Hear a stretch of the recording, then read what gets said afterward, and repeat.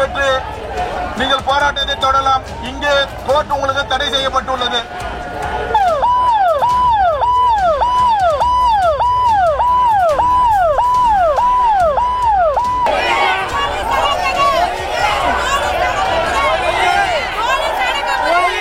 Tiffin கடைக்கு போனாங்க, ஒரு ரெஸ்ட் ரூமுக்கு போறாங்க, உள்ள விட மாட்டேன்றாங்க. போனவங்கள உள்ள விட மாட்டேன்றாங்க.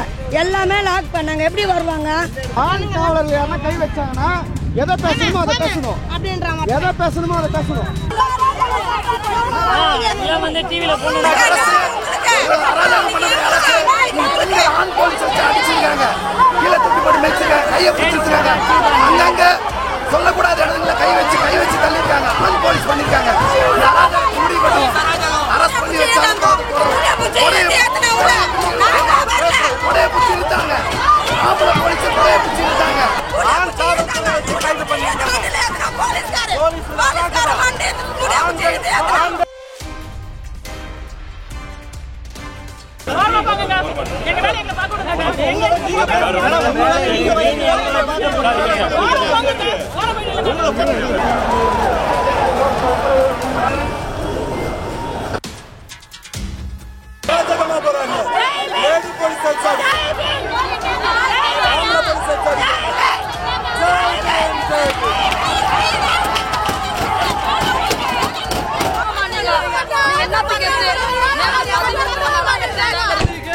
பன்னெண்டு மணிக்கு அரசு பண்றாங்க. மனுஷன் இல்லாம பாருங்க, என்ன பாருங்க, நீங்க சோதனை கடையில் எங்களுக்கு என்ன கடை வேலை சோதனை அடிக்கிறாங்க பாருங்க 12 மணிக்கு.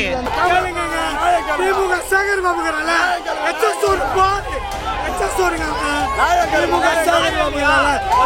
இந்த குருவர் அமைச்சிட்டாங்க.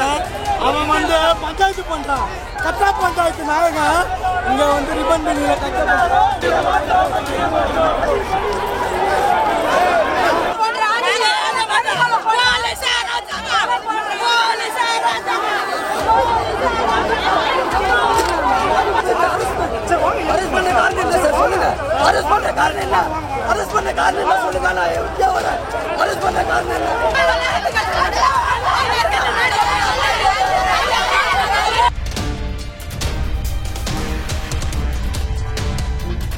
நாங்கள் 13 நாளாக இருக்கிறோம் இதே இடத்துல.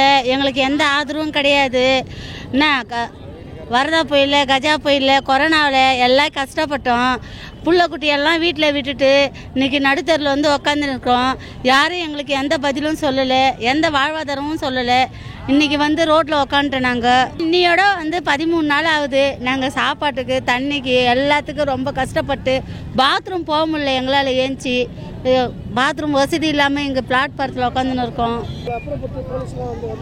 அப்புறப்படுத்து வந்திருக்காங்க, வந்து பஸ் எல்லாம் போயிடுச்சு. இன்றைக்கி என்ன நைட்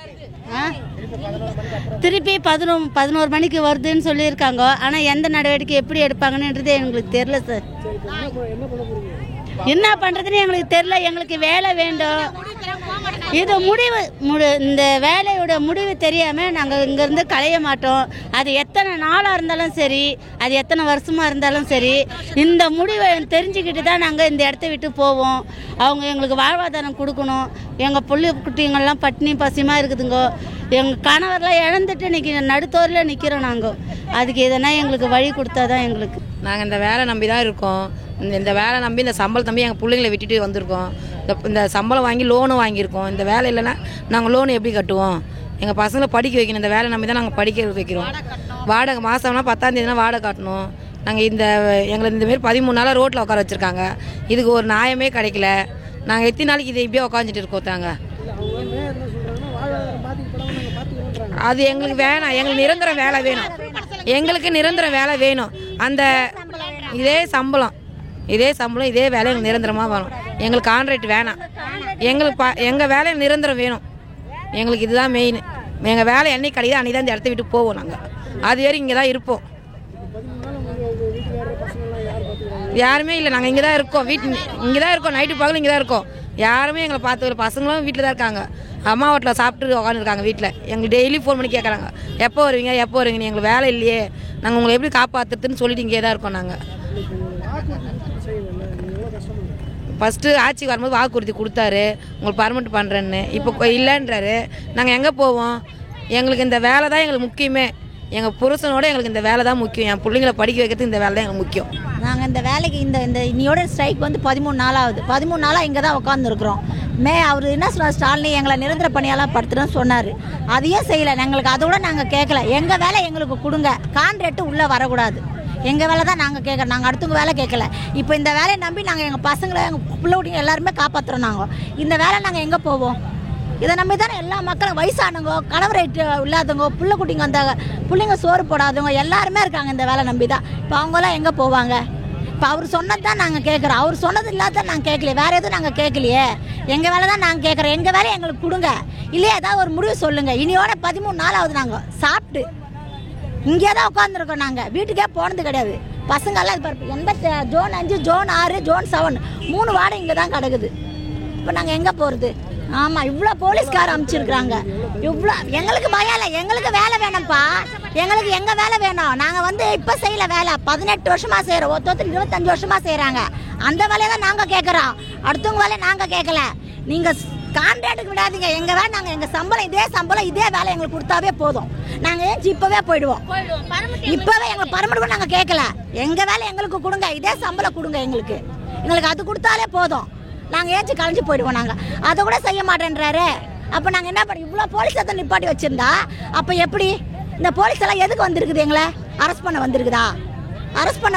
எங்களை அரெஸ்ட் பண்ணிட்டா என்ன பண்ணுறாங்களா பார்க்கலாம். ஆனால் அந்த இடத்த விட்டு நாங்கள் நவரவே மாட்டோம். இந்த கூட்டத்தில் ஒத்து கூட போக மாட்டோம். எனக்கு எல்லாருமே இருக்காங்க. ஒரே ஒரு ஜனம் கூட போகல. எல்லாரும் எங்கே தான் இருக்காங்க. என்னதான் பண்ணுறாங்க நாங்கள் பார்க்குறோம். எங்க சொன்னாரு ஃபர்ஸ்ட் அவர் என்ன சொன்னாரு, ஆட்சிக்கு வராத முன்னாடி தூய்மை பணியாளர் நிரந்தர பணியாளர் ஆக்குறேன்னு சொன்னாரு. ஆனா அவர் செய்யல. அதை இப்போ என்ன சொல்ற, கான்ட்ராக்டுக்கு விட்டுட்டேன். நானு மொத்த பேர் நான் விட்டுட்டேன் கான்ட்ராக்டுக்குன்னா. இப்போ எப்படி கான்ட்ராக்டுக்கு போவோம்? நாங்கள் அது கொரோனா டைம்ல சொல்லியிருக்கணும். மழை காலத்தில் சொல்லி கொரோனா டைம்ல ஒருத்தர் கூட வரல. நாங்கள் தான் வந்தோம். நாங்கள் தான் அந்த வீட்டுக்கு காய்கறி பால்ல இருந்து எல்லாமே நாங்கள் தான் செஞ்சோம். அடுத்தவங்க யாரும் செய்யல. ஒரே ஈக்கக்கா கூட ரோட்ல நடமாடல. நாங்கள் தான் நாங்களும் போலீஸ்காரன் தான் இருந்ததே இங்க. இப்போ உங்களுக்கே கொரோனா வந்தா நாங்கள் தான் அந்த வீட்டில் தண்ணி வாங்கி தரணும், பால் வாங்கி தரணும், காய்கறி வாங்கி தரணும். இப்போ இவ்வளோ கஷ்டப்படணும். அப்போ சொல்ல வேண்டியதானே எங்களுக்கு வேலை இல்லைன்னு சொல்லிட்டு கான்ட்ராக்ட் விட்டுன்னு சொல்ல வேண்டியதானே. அப்போ ஏன் சொல்லலை எங்களை? இப்போ வந்து எல்லாம் முடிஞ்சோடனே இப்போ நீ கான்ட்ராக்டுக்கு போனால் எப்படி போவோம்? நாங்கள் 13,000 ரூபாய் சம்பளம் எங்களுக்கு பத்துமா? வீட்டு வாடகை கட்டணும், பசங்களை படிக்க வைக்கணும், லோன் போடணும், எல்லாமே செய்யணும். நாங்கள் எப்படி பத்தோம்? விலைவாசி ஏற்றிட்டு போகிறேன், விலைவாசியாவது கம்மி பண்ணுறியா? அதுவும் கிடையாது. விலைவாசி யாருன்னா சம்பளம் ஏற்றணும். நீ சம்பளம் கம்மி பண்ணுற கையில் நாங்கள் எப்படி போவோம்? போக மாட்டோம். நாங்கள் எங்களுக்கு எங்கள் வேலை வேணும், இதே சம்பளம் வேணும் எங்களுக்கு. நாங்கள் அப்போ தான் இந்த இடத்த விட்டு போவோம். நாங்கள் போக மாட்டோம். எத்தனை நாளாலும் இங்கே தான் உட்காந்துருப்போம். நாங்கள் எத்தனை நாளும் இங்கே தான் இருப்போம். நாங்கள் இடத்த விட்டு நாங்கள் நவரவே மாட்டோம். சாயந்தரம் 5 மணி இருக்கும். போலீஸ்காரங்களால ரொம்ப சண்டை வந்து கலவரம். ஒரு அம்மா கீழே விழுந்துட்டாங்க. என் கூட வேலை செய்கிறவங்க தான். ஒன்றே பண்ணல, வழி விடலை. பாத்ரூம் போயிட்டு வந்தவங்களுக்கு வழி விடலை. அதை பார்த்து அந்த பொண்ணு பின்னாடி இருக்கிற பொண்ணு பயந்து மயக்காச்சு கீழே விழுந்துட்டு இருக்குது. ரொம்ப மூச்சு தவிர மயக்காச்சு விழுந்துருக்கு. அவங்க அம்மா அந்த பக்கம் போனாங்க, இந்த பக்கம் விட சொல்லி கேட்டாங்க. சரி நாங்கள் அதை தூக்கி கொஞ்சம் ஹெல்ப் பண்ணலான்னு பார்த்தா வந்தவங்களே போலீஸ்காரங்க பிடிச்சி இழுத்து கழுத கட்டி இழுக்கணும். அந்த பொண்ணு பின்னாடி பார்த்தா மயக்காச்சு விழுந்துருக்கு. நாங்களே பார்க்கல. நாங்கள் இந்த பக்கம் ஆளுங்களை விட சொல்லி கேட்டுனுக்குறோம். இந்த பக்கம் எங்களுக்கு தெரியாமல் இந்த பொண்ணு மயக்காச்சு இருந்துச்சு. ஜிஎத்தில் சேர்த்து வச்சு இப்போ தான் ஸ்கூலுக்கு சேர்த்து அமுச்சிருக்கோம் வீட்டுக்கு. காலேருந்து இப்போ மயக்காச்சு இருந்தது. இப்போ எங்களுக்கு என்ன கேட்க வேலை தான் கேட்குறோம், வேறு எதுவுமே கேட்கலாம் அவங்ககிட்ட. நீங்கள் சுதந்திரம் கொடி ஏற்றுறதுக்கு முன்னாடி எங்கள்கிட்ட மொதல் சுதந்திரத்தை கொடுத்துட்டு நீங்கள் வந்து கொடி ஏற்றுக்கிங்க. நாங்கள் வேணாம் சொல்ல. அது வரைக்கும் இங்கேருந்து போக மாட்டோம். நைட் ஆனாலும் பகலானாலும் சரி. நைட்டில் கூட சுதந்திரம் கட்சிது. நாங்கள் எங்களுக்கு இன்றைக்கி நைட்டு தெரிஞ்சால் தான் நாங்கள் முடிவு தந்தால் போவோம். ஏஞ்சி அந்த போக மாட்டோம். யாருமே போக மாட்டோம். இங்கே எல்லோரும் போயிடுவாங்கன்னு நினச்சி நாங்கள் போக மாட்டோம். நாங்கள் யாருக்கோசம் வந்து உட்காரல, எங்கள் வேலைக்கோசம் தான் வந்து உட்காந்து இருக்கோம். நாங்கள் யாருக்கிட்ட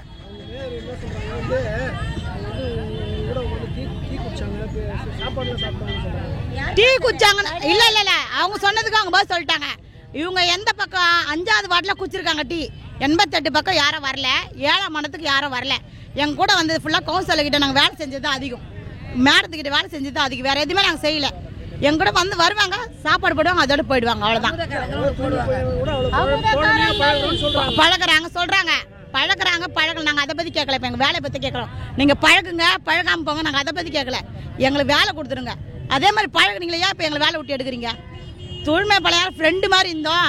நாங்கள் தோழர் மாதிரி பார்த்தோம். நாங்கள் நட்பு கோசம் இருந்தேன்றீங்க. இப்போ என் நட்புக்கு தூக்கி போட்டிங்களே. நாங்கள் உங்களை என்ன கேட்டோம்? வேலை வந்து தானே கேட்குறோம். வேறு எதுவுமே கேட்கலையே. அதை பற்றி கேட்குறது தப்பா? அதுக்கு நீங்கள் போலீஸை விட்டு எங்களை போக சொல்லுவீங்களா? கோர்ட்டில் நீங்கள் ஆர்டர் வாங்குவீங்களா? எங்களுக்கு கொடுத்த ஆர்டர் என்ன ஆச்சு? நாங்கள் குத்த உங்கள் மேலே கேஸ் போட்டுருந்தோமே நாங்கள் இத்தனை வருஷமா. நீங்கள் நான் வேலைக்கு வரும்போது என் பசங்களுக்கு 2 வயசு குழந்தைக்கு விட்டுட்டு வரும்போது இப்போ என் பொண்ணு படித்து 10th முடிச்சு +2 போயிட்டாங்க. அப்படி இருக்கும்போது நாங்கள் எப்படி எங்கள் எத்தனை வருஷம் வாழ்ப்பு போயிருக்கு. நாங்கள் லாஸ்ட் பண்ணி விடும்போது அந்த வயசில் விட்டு வந்தோம். இப்போ எங்கள் வயசெல்லாம் போயிடுச்சு. இப்போ நாங்கள் எங்கே போய் வேலை தேடுவோம்?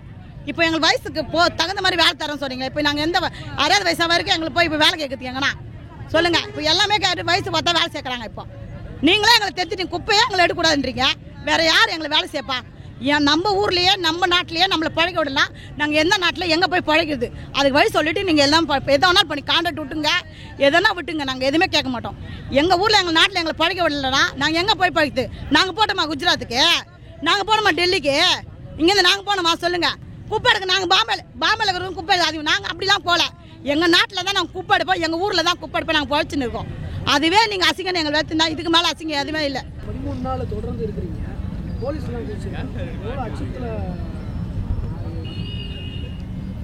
அவங்க சாயங்காலத்துலேருந்தே ரெடியாக தான் இருக்காங்க. எக்கச்சக்க பேர் கூச்சி வச்சுருக்காங்க. கூட்டம் குறைஞ்ச உடனே நைட்டு கொஞ்சம் தூங்கின உடனே எல்லாரையும் தூக்கலான்னு நினச்சிட்ருக்காங்க. எப்படியாவது வன்முறையில் கையாளணும்னு நினைக்கிறாங்க. அரசாவல்னா காவல்துறை ஏவி விட்டு எங்களை கைது பண்ணணும்னு நினைக்கிறாங்க. இங்கே ஒரு வேளை இங்கே இருக்கிற பெண்களுக்கு எதாவது நடந்துச்சுன்னா, அவங்க உடலுக்கு உயிருக்கு எதனா பாதிப்பு ஏற்படுச்சுன்னா காவல்துறை அதிகாரிகளும் மாநகராட்சி அதிகாரிகளும் அமைச்சர்களாக தான் பொறுப்பு. எதனா நடந்துச்சுன்னா இதோட ஒரு மோசமான விஷயம் பார்க்க முடியாது. ஜனநாயக நாடுன்னு சொல்கிறதுக்கு ஓரமாக உட்காந்துருக்கோம், எந்த வண்டியும் நிறுத்தலை. ஆனால் அந்த ஓரமாக உட்காந்துக்கும் அனுமதி இல்லையே. உள்ளே வேலை செய்யணும்னு கேட்டால் வாக்குறுதியை நிறைவேற்றினா அதுக்கும் அனுமதி இல்லை. கேட்குறதுக்கு நீ சொன்ன செய்கிறது சொல்லுன்னு கேட்டால் அதுக்கு அனுமதி இல்லை. ஓரமாக வெளியில் உட்காந்து நாங்கள் காத்துட்ருக்கோம். வேறு எதுவும் இல்லை. இது காத்திருப்பு போராட்டம் தான். இதுக்கும் அனுமதி இல்லை. அவங்களுக்கு எங்களை பிடிக்கல, எங்கள் ஜனங்களை பிடிக்கல. அவங்களுக்கு இல்லை, அவங்க ராமி ரெட்டி மாதிரி பணக்காரரை பிடிச்சிருக்குது. அவர் மிகப்பெரிய பணம் வைத்திருக்கக்கூடிய 2வது பெரிய மக்களவை உறுப்பினர். அவர்கிட்ட நிறைய காசு இருக்குது, ஜனங்கிட்ட காசு இல்லை. ஒரே வித்தியாசம் அதுதான். ஸோ அவருக்கு சேவையாற்றணும்னு நினைக்கிறாங்க. அவர் 100 கோடி 1000 கோடி ஆகணும், 2000 கோடி ஆகணும், எங்கள் சம்பளம் மேலே வரணும், நாங்கள் பணியந்திரம் பெறணும் அப்படிலாம் அவங்க நினைக்கல. எங்கள் ஜனங்க வாழ்க்கையை மேலே வரணும் அப்படின்னு நினைக்கல. ராமி ரெட்டி கொஞ்சம் மேலே வரணும்னு நினைக்கிறாங்க, நல்லா மேலே வரணும்னு. அவருக்கு மண்டலங்கள் இன்னும் கொஞ்சம் கொஞ்சமாக பிரித்து கொடுத்துலாம் நினைக்கிறாங்க. அதுதான் ஒரே எண்ணம். மோதல் இருக்கும், எங்களுக்கும் அவங்களுக்கும் மோதல் இருக்கும். எங்களுக்கு எதனா ஆச்சுன்னா தமிழ்நாட்டு மக்கள் பார்த்துப்பாங்க. மாணவர்கள், இளைஞர்கள், பொதுமக்கள் எல்லாம் ஆதரவு கொடுப்பாங்க. நாங்கள் நம்புகிறோம், உறுதியாக நம்புகிறோம். நாங்கள் பின்னோதுங்க மாட்டோம்.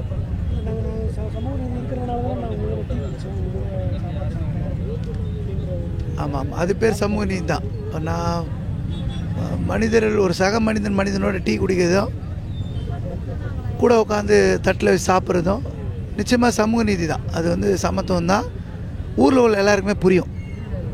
ஒரு ஆடு மாடு கூட போய் அவர் உட்காந்து சாப்பிட்டா பெருமையாக பேசலாம். மனுஷங்களோட உட்காந்து பேச என்ன பெருமை இருக்குது? அவ்வளோ கேவலமா? நீ அப்படி பண்ண மாட்டீங்களா? இதே நீ மோடியோட உட்காந்து டீ சாப்பிட்றீங்க, நான் அவரோட டீ சாப்பிட்டேன்னு சொல்ல போகிறீங்களா? விருந்துன்னா சொல்லப்போ உங்களுக்கு கேவலமாக தெரியுது, சீப்பாக தெரியுது. அவ்வளோ அவங்க தலையில் ஆதிக்க சாதி உணர்வு இருக்குது. அதனால் நீங்கள் அப்படி பண்ணுறீங்க. உங்களோட எண்ணமும் மற்ற தான் அப்படி இருக்குது. பேச்சுவார்த்தையே நடக்கலைங்க, பொய் சொல்கிறாங்க. கூட்டு வர வச்சு வெளியே போங்கன்னாங்க, அவ்வளோதான். இதான் பேச்சுவார்த்தை. இது எதுக்கு வெளியே போனோம்? பேச்சுவார்த்தை ஒன்றும் இல்லையே. அவங்களோட ஒரே விஷயம் ராம்கி ராம்கி ராம்கி, அவ்வளோதான். ராம்கி ராம்கி ராம்கி, ராம்கியை தவிர சொல்வதற்கு வேறொன்றும் இல்லை. அப்படி தான் இருக்காங்க.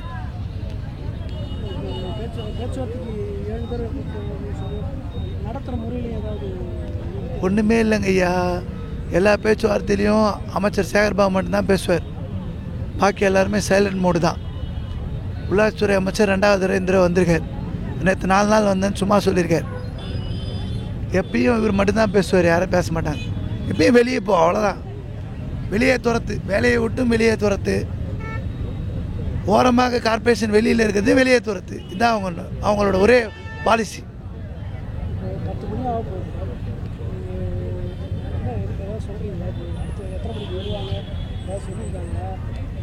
நிலைப்பாடு சார், இரவு நேரத்தில் யாரெல்லாம் வருவாங்க? இரவு நேரத்தில் மூச்சுட்டு இருக்கவங்க யார்? நைட் ஷிஃப்ட்டு வேலை பார்க்குறவங்களா இருப்பான். கரெக்டாக? வேறு என்ன, திருட்டுத்தனம் பண்ணால் முழிச்சுன்னு இருப்பான். கரெக்டாக? 2 பேர் தானே முழிப்பாங்க. அப்போ திருட்டுத்தனம் பண்ணவங்களாம் எந்த டைமில் வருவாங்க? நைட்டு. அவன் மேலே நான் சரி சட்டப்படி உட்பட்டுருந்தா என்ன பண்ணோம்? பகலில் பண்ணோம். நைட்டு வரதா இருந்தால் திருட்டுத்தனம் பண்ணவங்க தான் பண்ணுவாங்க.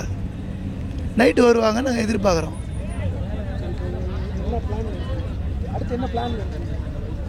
நாங்கள் போராடுவோம், விட்டு போக மாட்டோம். என்ன பண்ணாலும் போராடுவோம், போராட்டம் தொடரும்.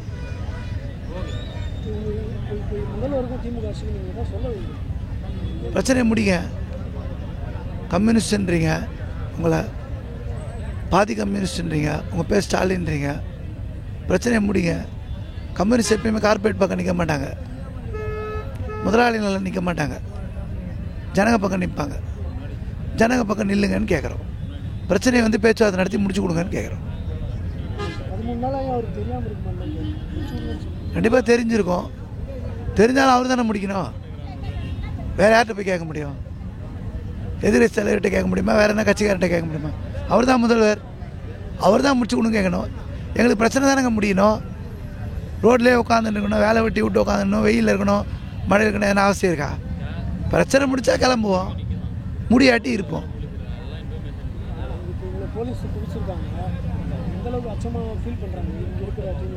யாரும் பயப்பில்லை, யாருமே பயப்பில்லை, பயப்பட மாட்டாங்க. முடிஞ்சால் பண்ணுன்னு உட்காந்துருக்கோம். யாரும் பயப்பட மாட்டாங்க. பயப்படுறதுக்கு பயந்த கூட்டம்லாம் இல்லை. மழை வெயிலெல்லாம் பார்த்து புடம் போட்ட தங்கன்னு சொல்லுவாங்க. நம்மளால் தங்கம் வாங்க முடியாது. இது புடம் போட்ட போராளிகளாக மாறியிருக்காங்க, நிற்பாங்க. நீதிமன்றத்தில் இன்னைக்கு என்ன நடந்தது? இன்னைக்கு நீதிமன்றத்தில் அரசு தரப்புலேருந்து என்ன சொன்னாங்க, நம்ம என்ன வந்து முன் வச்சோம்? அது அரசு தரப்பில் 41 நோட்டீஸ் கொடுத்தோன்னாங்க. நம்ம தரப்பில் எங்களுக்கு வாய்ப்பு கொடுங்கன்னோம், மனு கொடுங்க, ஆவணம் கொடுங்க, பதில் போடுறோன்னோம். எதையுமே கேட்கல. ஒருதலை பட்சமாக உத்தரவு போட்டுருங்க, பர்மிஷன் இடத்துக்கு போங்க, பர்மிஷன் இல்லை இடத்த பண்ணாதீங்கன்னு சொல்லியிருக்காங்க. இப்போ மத்தியத்திலிருந்து என்னன்னா பெண் தொழிலாளர் வந்து உள்ளக்க போயிட்டு கழிப்பறை வந்து பயன்படுத்தக்கூடாதுன்னு சொன்னதாக சொல்கிறாங்க. அது மட்டும் இல்லாமல் ஒவ்வொரு நுழைவாயிலும் என்னன்னா 100க்கும் மேற்பட்ட போலீஸ்களை வந்து அடைச்சி வச்சிருக்கிறாங்க. இந்த இதில் எந்த அளவுக்கு என்ன பாதிக்கப்பட்டிருக்காங்க, இது என்ன சொல்லுது, இதை பற்றி என்ன? உயிர் வாழக்கூடிய உரிமையை மறுக்கிறாங்க. அரசியலமைப்பு சட்டம் 21 உரிமையை அவங்கள பொறுத்த வரைக்கும் கழிப்பறை நிறுத்திட்டா, மிரட்டிட்டா, இதெல்லாம் பண்ணால் போராட்டம் தான் விலகுவாங்க, ராமி ரெட்டிக்கு விலைக்கு போயிடுவாங்கன்னு நினைக்கிறாங்க. முடியாது. எது பண்ணாலும் நிற்போம். அப்புறம் போராடக்கூடிய தூய்மை பணியாளர்களுக்கு மாற்றுக் கட்சிகளையோ இல்லை தன்னார்வலர்களோ சமூக ஆர்வலர்களோ கொண்டு வரக்கூடிய உணவுகளை வந்து தடுத்து நிறுத்தி கொண்டு வரக்கூடாதுன்ற மாதிரி போலீஸ் வந்து அச்சுறுத்துறதாகவும் சொல்கிறாங்க. அது இப்போ வரைக்கும் எங்களுக்கு ஒன்றும் தெரியல. எங்களுக்கு நைட்டு வழக்கமாக வர்றது எதுவும் வரல. மிரட்டி இருக்கலாம், பேசியிருக்கலாம், சாப்பிடக்கூடாது, குடிக்கக்கூடாது, அப்படியே இங்கேருந்து பட்னியில் இருக்கணும் கூட நினைக்கலாம், ஓடி போயிடுவாங்கன்னு நினைக்கலாம், மிரட்டல் கூட இருக்கலாம். அதெல்லாம் தாண்டி நிற்போம். சாப்பிடாமல் இருந்தாலும் நிற்போம், தண்ணி குடிக்காமல் இருந்தாலும் நிற்போம். மற்ற ஜனநாயக சக்திகள், எதிர்கட்சி தலைவர்கள், அரசு கட்சி தலைவர்கள் இவங்களுக்கெல்லாம் என்ன மாதிரியான கோரிக்கை நீங்கள் வந்து வைக்கணும்னு நினைக்கிறீங்க? ஏன்னா அதாவது உயர்நீதிமன்றம் என்ன சொல்லியிருக்கு அப்படின்னு சொன்னால் அப்புறப்படுத்தணும் இந்த மக்களை அப்படின்ட்டு. இப்போ இந்த இடத்துல வந்து என்னென்னா நம்ம இந்த இரவுக்குள்ளே என்னென்னு நடக்கலாம், அதை ஒட்டி என்னென்னா நம்முடைய முன்னெச்சரிக்கை நடவடிக்கைகள் என்ன, வெளியிலேருந்து நம்ம எந்த அளவுக்கு ஆதரவு நீக்கணும், இப்படியான பல கேள்வி.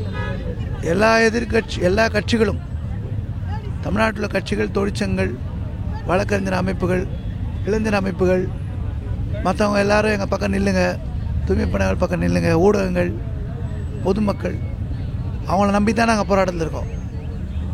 அவங்க காப்பாற்றுவாங்க நாங்கள் நம்புகிறோம். நீங்களாம் எங்களுக்கு கை கொடுக்கணும்னு நாங்கள் விரும்புகிறோம். கை கொடுத்து வீதிகளில் இறங்கி போராடணும்னு நாங்கள் நினைக்கிறோம். நீங்களாம் இறங்கினீங்கன்னா தூய்மை பணியாளர்கள் அவங்க போராட்டம் நிறைவேறும்னு நாங்கள் நினைக்கிறோம். வணக்கம்.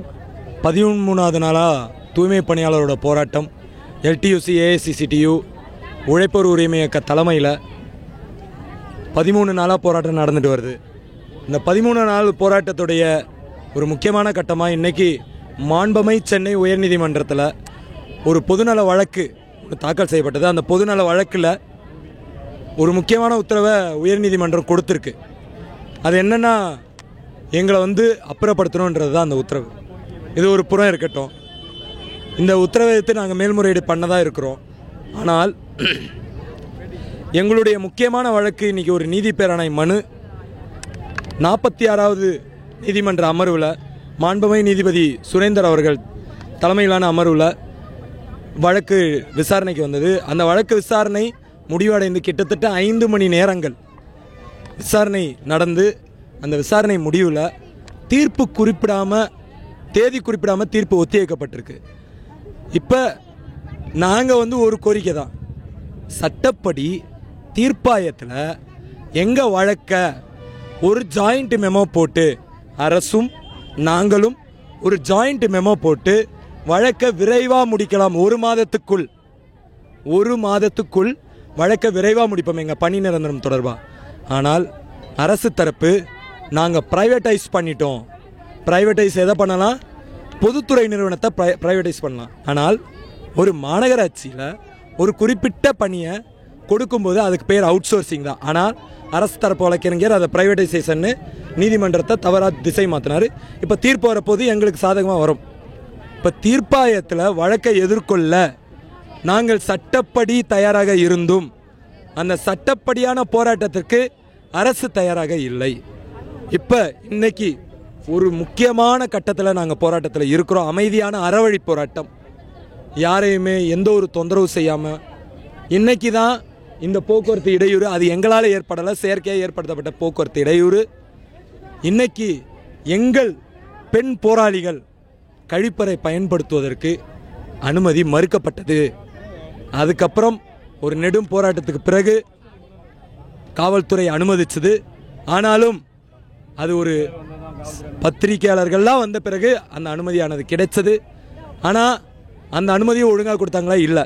இப்போ என்ன நடந்ததுன்னா, ஒரு 3 பெண் போராளிகள் கழிப்பறை பயன்படுத்த விடாமல் 2 ஆண் காவல் ஆய்வாளர்கள் அவங்கள மேன் ஹேண்டில் பண்ணியிருக்கிறாங்க, தவறாக அவங்கள கையாண்டிருக்கிறாங்க. இது கண்டிக்கத்தக்கது. இதை பதிவு பண்ணணும்னு எங்கள் தலைமை விரும்பிச்சு அந்த தலைமையின் கருத்தொட்டி நான் இந்த கருத்தை பதிவு பண்ணுறேன். தமிழ்நாடு அரசு தேர்தல் வாக்குறுதி கொடுத்தது. கிட்டத்தட்ட 2021 தேர்தல் அறிக்கை பக்கம் 70, தேர்தல் வாக்குறுதி எண் 285. அந்த பத்தியோடைய கடைசி வரி உடனடியாக நடவடிக்கை எடுக்கப்படும், மற்ற தேர்தல் வாக்குறுதியில் கூட பரிசீலிக்கப்படும், சட்டத்தை பொறுத்து நடவடிக்கை எடுக்கப்படும், சட்ட போராட்டம் நடத்தப்படும்னு ஒரு கண்டிஷன் கிளாஸ்லாம் போட்டிருப்பாங்க. ஆனால் எந்த ஒரு கண்டிஷன் கிளாஸும் இல்லாமல் ஒரு அப்சல்யூட் ப்ராமிஸாக இருந்தது அந்த 285வது வாக்குறுதி.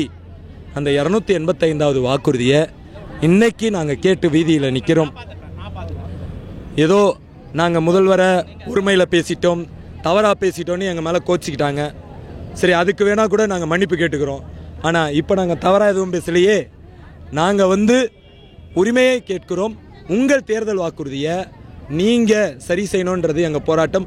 அந்த போராட்டத்தில் பெண் தொழிலாளர்கள், அதுவும் அட்டவணை கண்ட சாதியில் பிறந்த பெண் தொழிலாளர்களை இப்படி கண்ணிய குறைவாக நடத்துவது என்பது கண்டிக்கத்தக்கது. இந்திய அரசமைப்பு சட்ட முகவுரையில் நீதி, சுதந்திரம், சமத்துவம், சகோதரத்துவம், இந்த 4க்கு அப்புறம் தான் தேசத்தின் ஒற்றுமை, தேசத்தின் நலன்லாம் இருக்கு. Integrity of the nation, sovereignty of the nation, ஃப்ரெட்டர்னிட்டிக்கு அடுத்து தான் பாபா சாஹேப் அம்பேத்கர் வச்சிருக்கிறாரு. பிரியாம்பிள் கான்ஸ்டியூஷனோட பாட்டாக இருக்கும் பொழுது அந்த பிரியாம்பிள் கொடுத்த உரிமையை எங்களுக்கு நீங்கள் மறுக்கிறீங்க. இந்திய அரசமைப்பு சட்டக்கூறு 21 வாழ்வு உரிமையை எங்களுக்கு தந்திருக்கு. டியூ ப்ரொசீஜர் எஸ்டாப்ளிஷ் இன் லா இருந்தாலும் அந்த லாவை நாங்கள் எந்த லாவின் படி சொல்கிறோன்னா, தொழில் தகராறு சட்டம் 33 உபப்பிரிவு 1, சட்டத்தை பார்த்து அரசு பயப்படுது, அரசு பக்கம் நியாயம் இருந்தால் வழக்கை நேர்கொண்டு நிற்க வேண்டியதானே. ஏற்கனவே எங்களுக்கு துப்புரவு தூய்மை பணியாளர்கள் நல வாரியத்தில் இந்த PF, ESI எல்லா உரிமைகளும் இருக்கு. இத்தனை நாள் இல்லை, இனிமேட்டு தனியார் வந்து தான் கொடுப்பான் அப்படின்னு ஒரு அரசே சொல்லும்னா இந்த முடிவை நான் மக்கள்கிட்ட விட்டுறேன். தூய்மை பணியாளர்களோட வயிற்றுக்கான போராட்டமோ ஒரு ஊதிய உயர்வுக்கான வேலைக்கான போராட்டம் அல்ல. இந்த மாநகர மீட்டெடுப்பதற்கான போராட்டம். இந்த மாநகரம் கத்திப்பாறையில் இருக்கிற அர்பன் ஸ்கொயராக மாறிடக்கூடாது. இந்த உரிமை போராட்டம் ஒரு அறவழி போராட்டம். இந்த அறவழி போராட்டத்தில் ஒரு பதட்டத்தை தேவையில்லாமல் தமிழ்நாடு அரசு உண்டாக்கி அவர்களுக்கான அவப்பெயரை அவர்கள் சம்பாதித்து கொள்ளக்கூடாது. பாஜக உள்ள வரக்கூடாது என்ற அக்கறை எங்களுக்கும் இருக்கு. பாஜகவின் மதவெறி கொள்கை இந்த நாட்டை ஆளக்கூடாது என்ற அக்கறை எங்களுக்கும் இருக்கு. எங்களை மதவெறி மட்டும் சுரண்டல, கார்ப்பரேட் வெறியும் எங்களை லாப வெறியும் எங்களை சுரண்டது. அந்த லாப வெறியை எதிர்த்து கேள்வி கேட்க வேண்டிய நிலை நிர்பந்தத்திற்கு தமிழக அரசு எங்களை தள்ளியுள்ளது. இது எந்த அரசுக்கு எதிரான போராட்டம் அல்ல, இது ஒரு உரிமைக்கான போராட்டம். இந்த போராட்டத்தில் மீண்டும் ஒரே ஒரு கருத்தை மட்டும் சொல்லிக்கிறேன். இந்த திராவிட முன்னேற்ற கழக அரசு அண்ணாதுரை அவர்களின் கொள்கை தலைவராக ஏற்றுக்கிட்டு நடக்கிற அரசு அப்படின்னு சொல்லிக்கிறாங்க. அண்ணாதுரை அவர்களுடைய பணத்தோட்ட புத்தகத்தில் ஒரு தொழிற்சங்கம் போராடுதுன்னா அது அந்த தொழிற்சங்கத்தோட போராட்டம் மட்டும் கிடையாது. அது அந்த தொழிற்சங்கம் எங்க போராடுதோ அதை சுற்றி இருக்கிற ஒட்டுமொத்த கிராம மக்களோட போராட்டம்னு சொல்லியிருப்பாரு. அதுபோல இந்த தூய்மை பணியாளர் போராட்டம் ஒட்டுமொத்த மாநகரத்தோட போராட்டம். இந்த மாநகர மக்கள் சென்னையை மீட்டெடுக்கிற இந்த போராட்டத்தில் பங்கெடுக்கணும். இந்த சென்னை கார்ப்பரேட்டுகளுக்கு தாரை வார்க்கப்படக்கூடாது. லேபர் பேட்டர்ன் மாஸ்டர் பிளான் என்ற பெயரில் கார்ப்பரேட்டுக்கு தாரை வார்க்கக்கூடாது என்ற எங்களுடைய ஏகாதிபத்திய எதிர்ப்பு போராட்டம், சாதி ஒழிப்பு போராட்டத்திற்கு நீங்கள் உறுதுணை இருக்க வேண்டும். நாளைக்கு மாநகரம் அர்பன் ஸ்கொயராக மாறிடக்கூடாது, தொட்டதுக்கெல்லாம் கட்டணம் கேட்கக்கூடாதுன்னா எங்கள் போராட்டத்தை ஆதரிங்க. இந்த தேவையில்லாத பதட்டத்தை தமிழக அரசு உடனடியாக நிறுத்தணும்னு கேட்டுக்கிறோம். எங்கள் தூய்மை பணியாளர் பெண் போராளிகள் மீது கை வைத்த அந்த ஆண் காவலர்கள் மீது நடவடிக்கையும் எடுக்கணும்.